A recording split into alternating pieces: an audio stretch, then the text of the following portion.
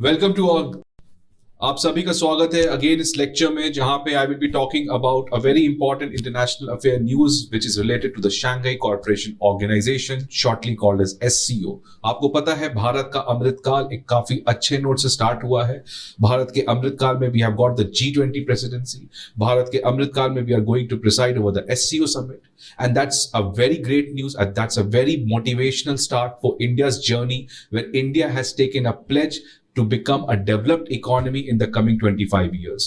और अगले 25 साल में इंडिया एक काफी ज्यादा इकोनॉमिक ग्रोथ से आगे बढ़ेगा, और उसी के मद्देनजर हमारा जो इंटरनेशनल फुटप्रिंट है, हमारा जो इंटरनेशनल इन्फ्लुएंस है, जो हमारा हमेशा से एक रहा है कि we are the rule takers, now we have that potential to become the rule makers. और इसी कॉन्टेक्स्ट में आज एससीओ समिट के बारे में हम लोग बात करेंगे। हमने लास्ट लेक्चर में G20 समिट के बारे में बात किया था, और उसी कॉन्टेक्स्ट में आज हम लोग एससीओ समिट के बारे में बात करेंगे। और एससीओ समिट को समझने के पहले आपको यह भी समझना पड़ेगा कि एससीओ समिट का ऑरिजिन क्या है, SCO summit, SCO as a platform क्यों बनाया गया था, और उसके बाद हम लोग बात करेंगे एससीओ का Indian perspective. Right, so let us try to understand SCO.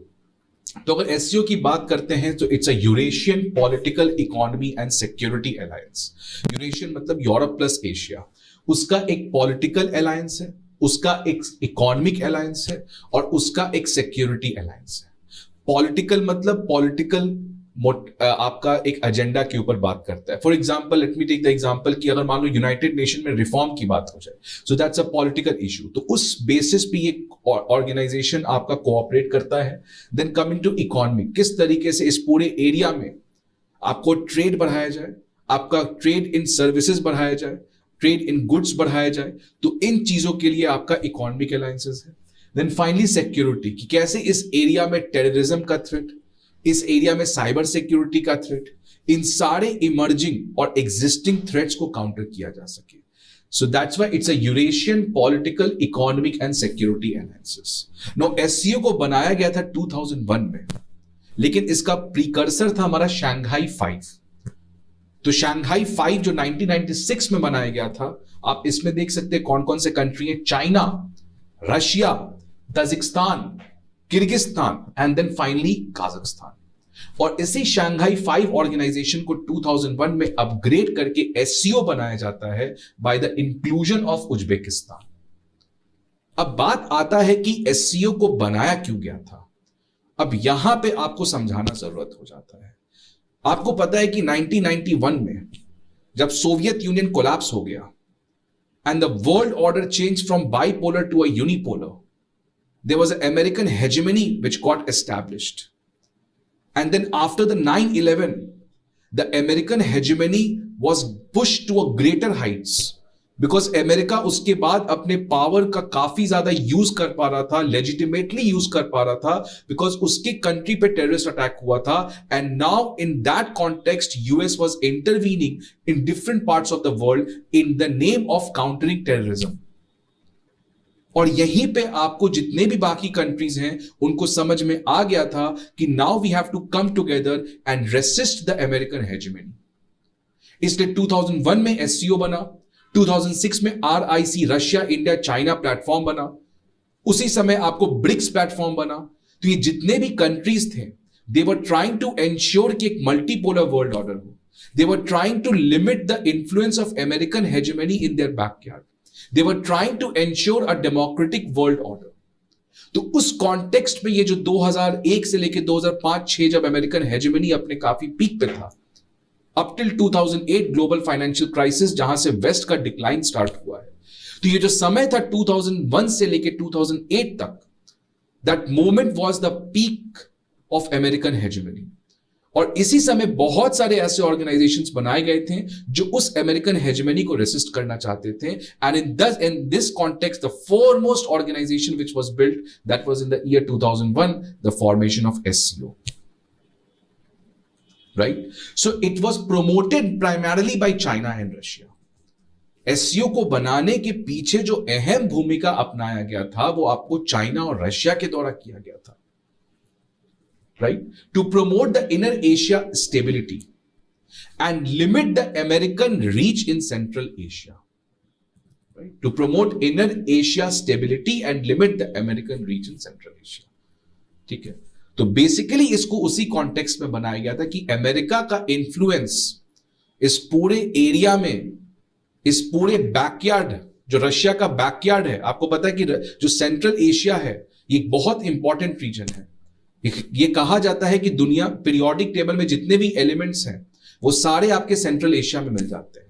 तो central Asia has huge resource and also उसका जो जियो स्ट्रैटेजिक लोकेशन है that is also very significant.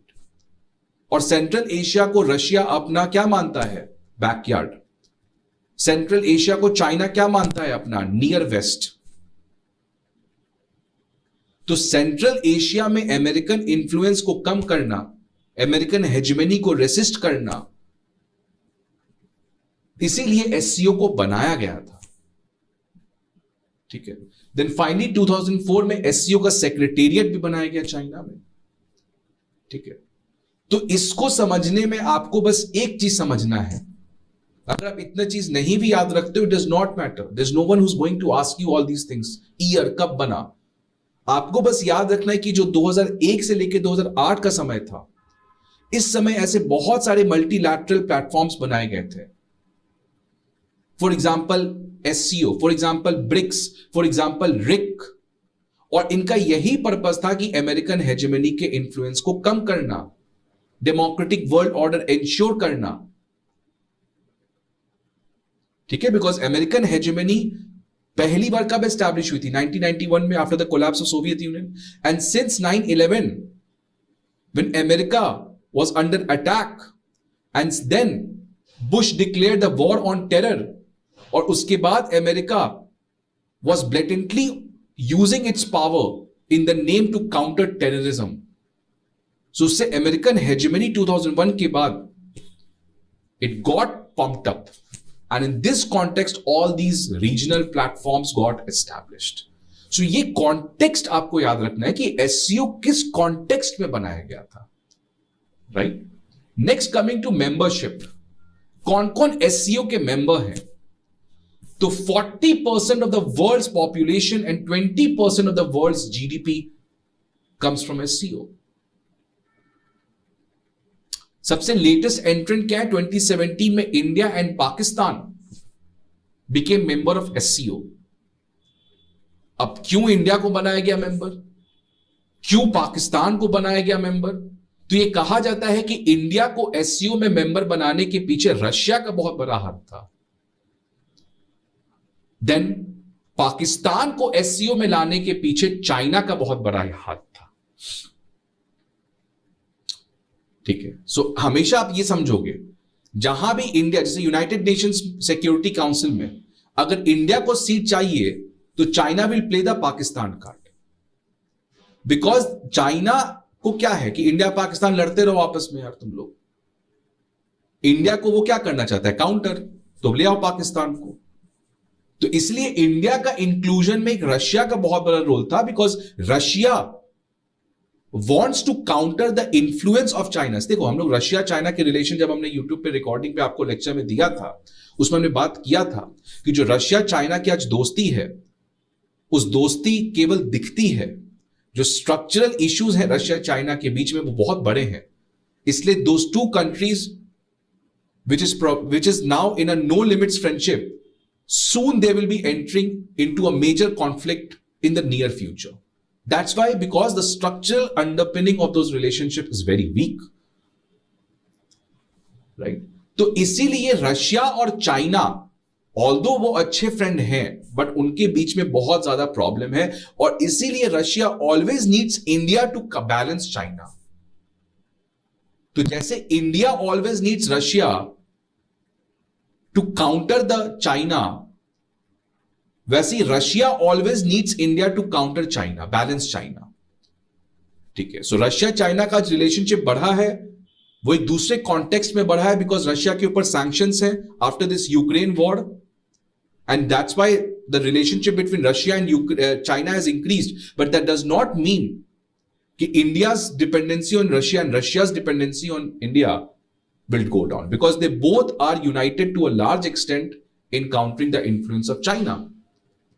because Russia has been a great power, and a great power cannot become a junior partner of China, and hence Russia will always fight for its again autonomy, the way India fights for its autonomy. So India का भी relationship West के साथ बढ़ा, US के साथ बढ़ा, but still India has a good relation with Russia, and that's what we saw during the Ukraine-Russia war, where India boycotted any attempt to veto or to give assent to a resolution brought by the West at United Nations.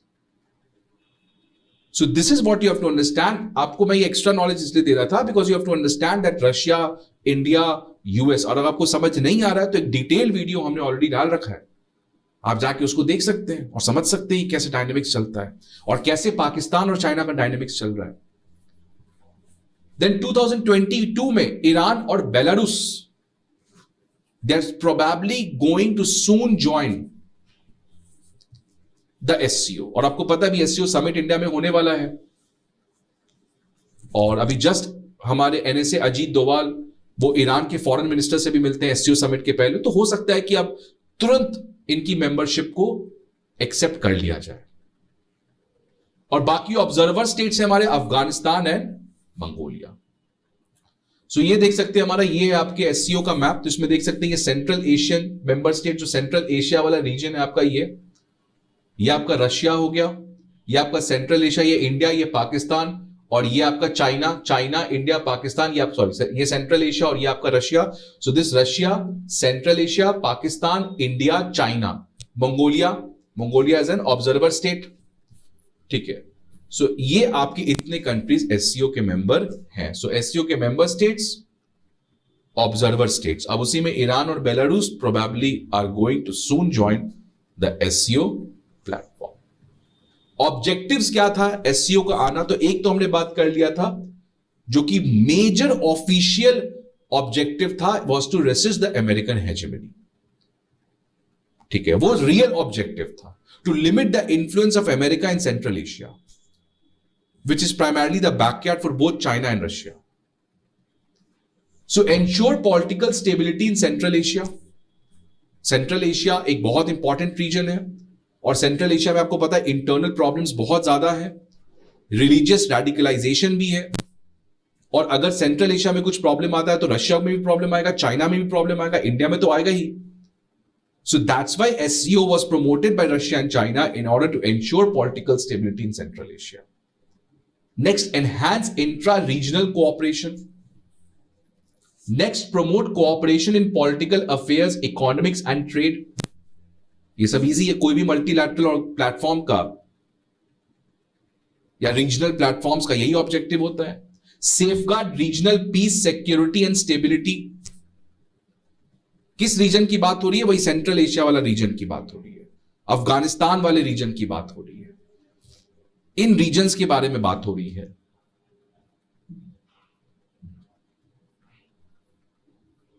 ये वाले reason की, जो काफी ज्यादा आपका disturb reason होता है,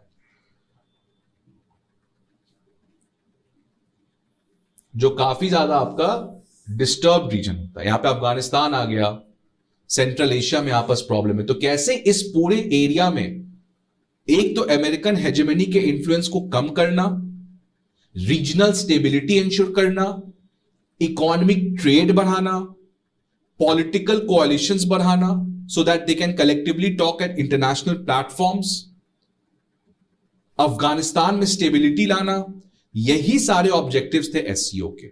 democratise करना वर्ल्ड ऑर्डर. ठीक है, okay. So these were some of the things. ठीक है, तो ये हो गया आपके पास, create a democratic, equitable, international, political and economic order. Right. Significance. तो आखिर एससीओ का सिग्निफिकेंस है क्या? What is the significance of SCO? That's what we are trying to understand now. हमने देखा what are the objectives, context, members. Now let's come to the significance. क्या है SCO का? सबसे बड़ा significance, it's not a alliance based, it's not like a NATO. Alliance में क्या होता है? मतलब यू वर्क एज कलेक्टिवली, जैसे नाटो हो गया, it's an alliance. US Australia alliance, But this is not an alliance. It's an issue-based partnership wala platform. It's an issue-based dialogue on principles of UN Charter. Matlab countries are here to negotiate on some specific issues. They're not forming a military alliance against any other country. For example, NATO क्या है एक तरीके का military alliance है, which is formed against Russia. So this is not an alliance. This is simply a platform where the countries will come together, deliberate on some specific issues, which is a common concern for all of them. And all such dialogue, negotiations, deliberations will be happening as per the principles of United Nations Charter. Second, SCO RATS. SCO का एक RATS करके आपको पता है regional anti terror structure, जिसके अंदर जितने भी इस पूरे एरिया में टेररिज्म है उसको काउंटर करने के लिए SCO RATS का प्लेटफॉर्म बनाया गया है. एंटी टेरर एक्सरसाइजेस होते हैं इनके. Counter wait to NATO. अब उस समय से जो आज counter wait to NATO is a different thing आज, because India is also member of SCO. ठीक है, बट जब उतना रिलेशन, बिकॉज आपको पता है इंडिया का वेस्ट के साथ रिलेशन कब बढ़ना स्टार्ट हुआ है? आफ्टर 2017. बिकॉज 2017 में डोकलाम हुआ था, उसके बाद से ही अब तो 2020 में गलवान हो गया है. तो 2017 के बाद ही आपको पता है जब डोकलाम हुआ, और 2017 के बाद इंडिया ने क्वाड को वापस रिवाइव किया. तो 2017 was again a turning point. तो एक तरफ आप SCO के मेंबर हो चुके हो, लेकिन 2017 के बाद अब हालात भी काफी ज्यादा अलग हो रहा है. ठीक है, सो उस समय जब SCO जब इंडिया ने ज्वाइन किया था और बाकी countries, it acted like a counter wait to NATO. But आज ये पॉइंट इतना रेलेवेंट नहीं है, specially for India. Although for Russia and China it's again relevant, but India का आज वेस्ट के साथ रिलेशन काफी स्ट्रांग है. Then consolidating the 4 nuclear powers, India, Pakistan, Russia, China, 4 nuclear platforms हैं, nuclear powered countries एक प्लेटफॉर्म पे काम कर रहे हैं. That's again a very good significance of SCO as an organization. Lastly, rise of non-Western security institutions. Non-Western security institutions because this institution was made responsible for ensuring the stability in Asia, political stability in Asia, elimination of terrorism in this particular area. So that's why it's a non-Western security institution. तो ये कुछ significance है इसका. It's not alliance based, issue based partnership. United Nation के charter पे किया जाता है. SCO RATS का प्लेटफॉर्म है to counter the local terrorism which is prevalent in this region. Anti terror exercises करते हैं ये कंट्री.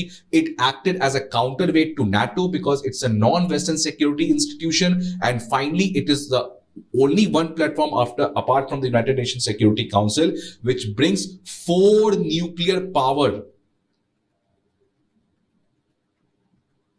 तो कुछ ही प्लेटफॉर्म्स हैं. यूनाइटेड नेशन हो गया, G20 हो गया, उसके अलावा हमारा SCO. Then 2022 में SCO समिट हुआ था, the Samarkand summit,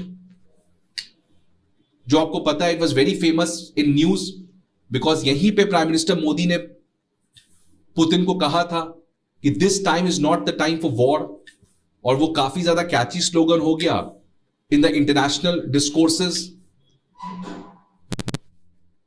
so Samarkand declaration was again the 2022 SCO summit. उसमें कुछ हुए थे, आप देख सकते हो, peaceful settlement of differences and dispute.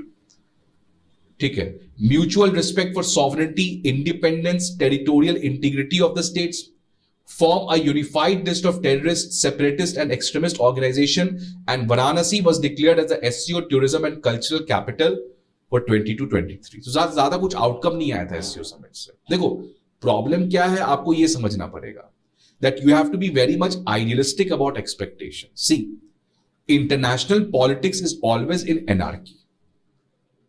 International politics is always in chaos. You cannot expect much from such kind of organizations, right? You cannot expect much from these organizations. United Nations, it is in a complete state of mess. It does not work. The United Nations Security Council is in a state of coma. But should we scrap those organizations? Absolutely no. Although these organizations are performing relatively very poor, but still they are providing a platform where at least you can come and talk. Because अगर आप मानो कि अगर इस साल India में G20 नहीं होता या G20 जैसा प्लेटफॉर्म नहीं होता, SCO जैसा प्लेटफॉर्म होता ही नहीं, तो आपको पता है कि after the Galwan India China के रिलेशंस काफी खराब हुए हैं। After Russia Ukraine war Russia का रिलेशन विद वेस्ट काफी खराब हुआ है। But because of these organisations at least the countries के जो हेड ऑफ स्टेट है, हेड ऑफ गवर्नमेंट है, वो आके मिल तो रहे हैं, बातचीत तो चल रही है। ठीक है, कुछ सॉल्यूशन ना निकले, but at least they are talking. And in that anarchy, in that chaotic world, if there is a slight of rays of light, that's a great news. So इसीलिए आपको ये नहीं कि एससीओ या G20 समिट हो जाएगा इस बार इंडिया में तो कुछ बहुत बड़ा आउटकम आ जाएगा। नहीं आएगा। वो बस पेपर में लिख देते हैं ये हो जाएगा, वो हो जाएगा, India should do this, India should use a platform of G20 to bring a law on blockchain. That's not going to work. That does not happen. International politics ऐसे काम नहीं करता है. It is created by media and some scholars who expect something very big from these organizations. But yes, we have to be optimistic. तो SCO and G20 India में हो रहा है. India has provided that platform. अब यही देखना है कि आप किस तरीके से उस पूरे chaos में एक मिनिमम रिजल्ट ला सकते हो. मैक्सिमम तो नहीं होगा, एक बेयर मिनिमम वो आप ला सकते हो कि नहीं ला सकते हो, तो बात उसकी होती है. तो देख सकते हो 2022 एससीओ समिट में भी कुछ ज्यादा हुआ नहीं था खास, बिकॉज अगेन एससीओ में बहुत चैलेंजेस हम लोग देखेंगे अभी.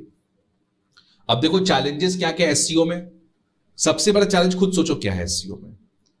एक तो आप देख लो कितने कॉन्ट्रडिक्टिंग कंट्रीज हैं, इंडिया पाकिस्तान, सोच लो. पहला तो ये प्रॉब्लम है. सेंट्रल एशिया में आपस में कंट्रीज के बीच में बहुत ज्यादा प्रॉब्लम है. थर्ड, रशिया चाइना के बीच में बहुत बड़ा प्रॉब्लम है, बिकॉज रशिया के लिए सेंट्रल एशिया का जो रीजन है उसको, जिसको वो बैकयार्ड, अपना घर का बैकयार्ड कंसिडर करता है, पोस्ट सोवियत स्टेट्स, वहां पे हमेशा से इंफ्लुएंस रहा है. बट आज द चाइना एंड जो चाइना का बेल्ट एंड रोड इनिशिएटिव है, जिसकी वजह से China is slowly expanding it's footprint in the central Asian, which is reducing the dominance of Russia in that particular region. And that's why Russia has obvious problem with China. So ये देख इतने different countries हैं और उनके बीच में आपस में problem है, तो ये कैसे काम करेगा. Similarly, इंडिया का रिलेशन विद वेस्ट काफी बढ़ गया है. So a lot of scholars also argue कि what is the point of being in SCO, जहां पे आपका चाइना है, रशिया है, पाकिस्तान है, सेंट्रल एशियन कंट्रीज है, जो एक तरीके से एंटी अमेरिकनिज्म फीलिंग को रिप्रेजेंट करते हैं, और आपका relation with America is growing day by day. So why India should be a part of SCO, that is the question which someone should ask at the first place. But yes, ठीक है, India के लिए SCO में होने से कुछ बहुत बड़ा फायदा तो हो नहीं रहा है, आउटकम्स तो कुछ हो नहीं रहे. इंडिया का चाइना का तो कोई डिस्प्यूट रिजॉल्व नहीं हो पाया. ऐसा तो नहीं कि एससीओ ने रिजॉल्व कर दिया इंडिया चाइना का डिस्प्यूट. ऐसा तो नहीं एससीओ ने इंडिया पाकिस्तान का रिजॉल्व कर दिया. ऐसा तो नहीं एससीओ में जो सबसे बड़ा ऑब्जेक्टिव था अफगानिस्तान में स्टेबिलिटी आना, उसको भी वो नहीं ले आ पाया. ठीक है, तो ये सारे चैलेंजेस हैं. एक तो पहले 2020 समिट में बीआरआई को एंडोर्स किया गया. आपको पता है कि BRI affects the sovereignty of India and India has not joined the BRI project. No real action to counter terrorism by Pakistan. Pakistan को रोकने के लिए कुछ एक्शन नहीं लिया जाता है. आप कहते हो कि टेररिज्म को इस एरिया से खत्म करना है, but you don't have to only shout, you have to act. Third, Moscow's role of net security provider. जैसे इंडिया का आपको पता है कि India performs the role of net security provider in the IOR, Indian Ocean region. Similarly Moscow plays the same role where in the central Asian states. लेकिन आज वही net security provider को चैलेंज कौन कर रहा है? चाइना. ठीक है, serious conflict between India and China, Pakistan, Delhi and Islamabad, as well as Kyrgyzstan and Tajikistan. Not able to resolve Afghan stability. बहुत बड़ा ऑब्जेक्टिव था आपका, आप कर तो पाए नहीं. Protects and legitimises authoritarian regimes. आप देख लो, Pakistan failed state, collapse of democracy. Russia China में तो है ही नहीं, सेंट्रल एशियन रिपब्लिक्स में है ही नहीं. ईरान को आप लाने जा रहे हो, again an authoritarian theocracy.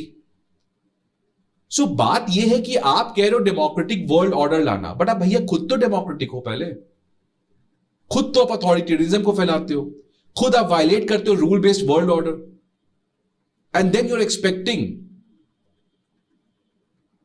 Right. So these are some of the challenges जो कि एससीओ के साथ जुड़े हुए हैं.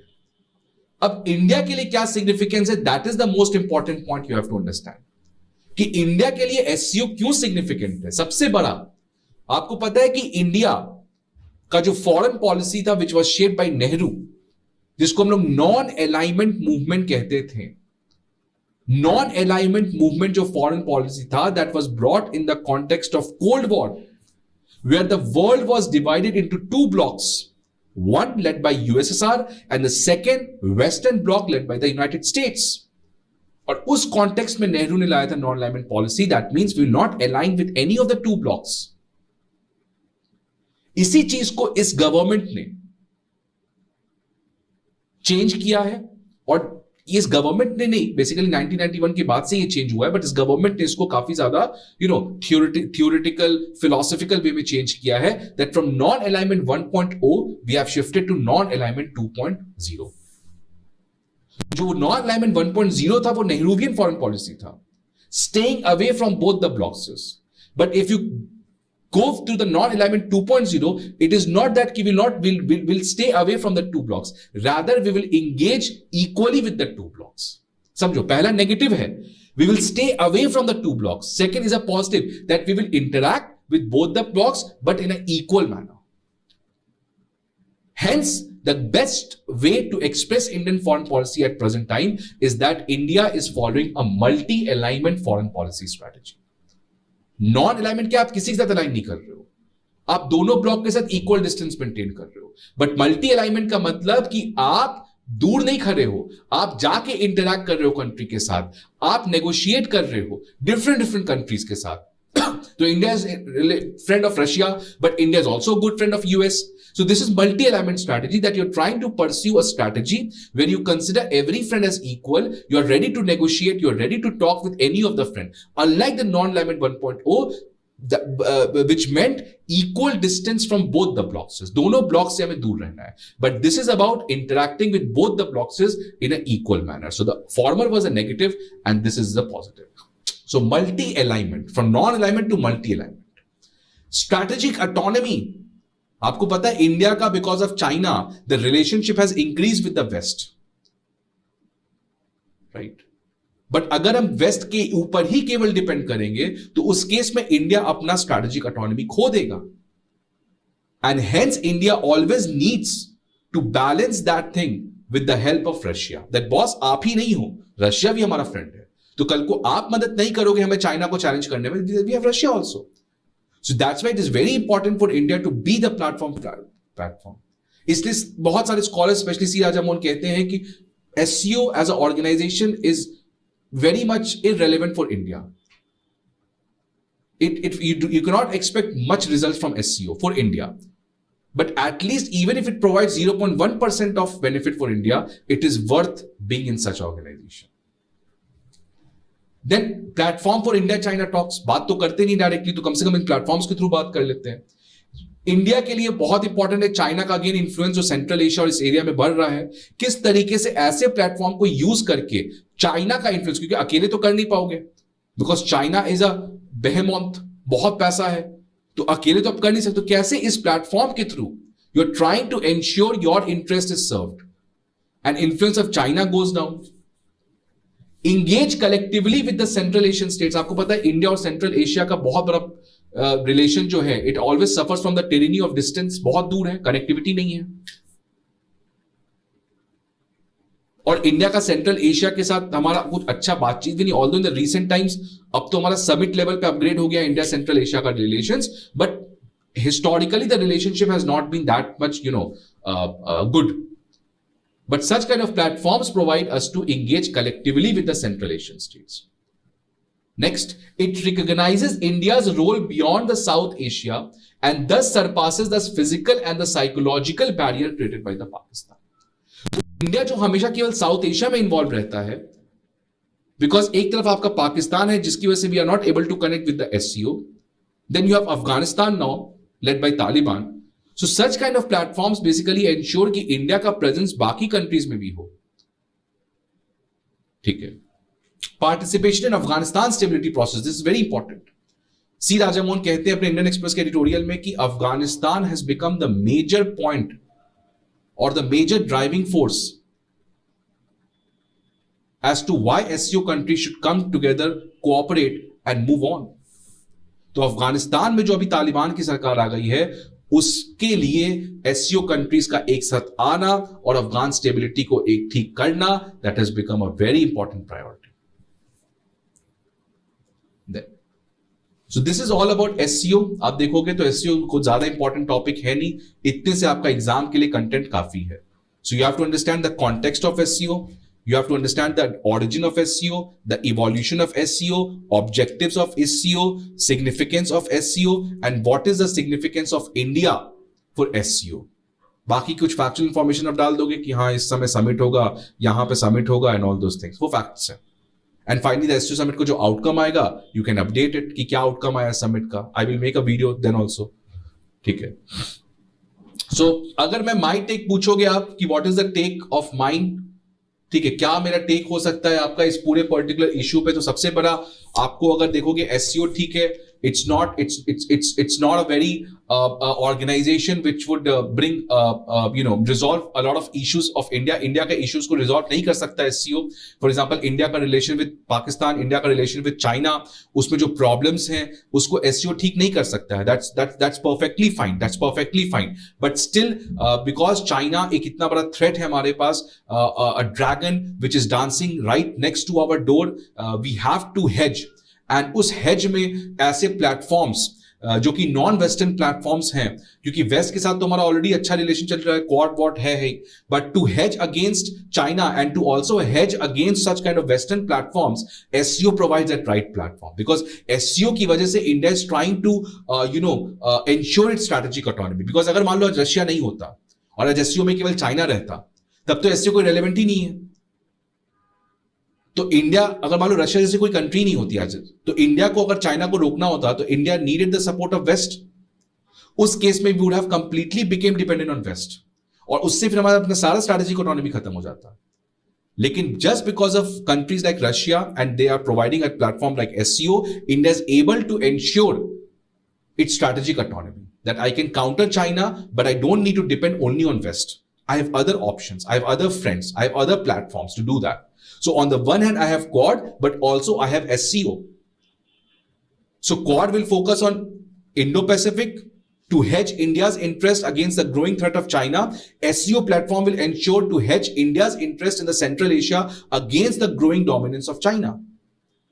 So these all are hedging instruments which India is trying to ensure. और इन सबसे फायदा क्या हो रहा है कि India is able to preserve its strategic autonomy. तो वही कह रहे हैं कि it is essential for India's multi alignment foreign policy. As long as threat of China remains, such platform will always remain relevant in India's mind. ठीक है. तो इसीलिए ये जो प्लेटफॉर्म है, although it is not worth मतलब कोई बहुत बड़ा सिग्निफिकेंट प्लेटफॉर्म नहीं है, बट स्टिल इंडिया के कुछ स्ट्रक्चरल प्रॉब्लम्स हैं और इंडिया का जो फॉरेन पॉलिसी है उसको SCO प्लेटफॉर्म सर्व करता है. ठीक है. सो क्वेश्चंस क्या एक्सपेक्ट कर सकते हो? SCO has emerged as a key platform for ensuring India's strategic autonomy. Comment. ठीक है. तो यहां पे आपको वही लिखोगे कि SCO का भी मेंबर है हम, ब्रिक्स का भी मेंबर है और एक तरफ क्वाड का भी मेंबर है. तो बेसिकली हर देखो पूरा समझो, इंडिया का जो पूरा फॉरेन पॉलिसी है आज, वो इसी चीज में रिवॉल्व कर रहा है, how to manage the dragon, the China. कैसे उसको मैनेज करें. उसके लिए हमने पढ़ा था पहले भी कि India is going for internal balancing, external balancing. External बैलेंसिंग में we are going with Quad, then we are going with SCO, right. तो इसलिए SCO एज अ प्लेटफॉर्म बहुत इंपॉर्टेंट है, एक तो चाइना को रोकने के लिए, और सेकंड सबसे इंपॉर्टेंट क्या है, SCO इंडिया का स्ट्रैटेजिक ऑटोनॉमी इंश्योर करता है. सो ये दोनों पर्सपेक्टिव से SCO इंडिया के लिए इंपॉर्टेंट हो जाता है. सो आई होप कि आपको ये लेक्चर सेशन इंटरैक्टिव, इंफॉर्मेटिव लगा हो. ये क्वेश्चन है, आप इसको लिख के मेरे जीमेल आईडी पे भेज सकते हो अपने नाम के साथ, so that I whenever I get time I may check it also.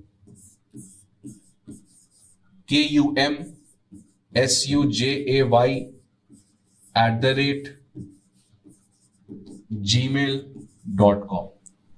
ठीक है. और साथ ही साथ इंटरनेशनल रिलेशंस के बाद हमारा एसए का कोर्स भी स्टार्ट होने वाला है. which is going to happen in both offline as well as online mode. So that is a session which I personally like and recommend to everyone to join, because वो एक ऐसे का session होगा जिसमें students will be interacting among other students. So उसके through हम लोग ऐसे को cover करेंगे. So it's going to be a completely innovative method as to how to break that hesitancy, to break that shyness, and get out in the crowd and speak your mind out. So please find the details on our website, or you can contact Chanakya IAS Academy Patna. And if you write this question, please feel free to mail me. I hope that you like this session. Thank you. See you again.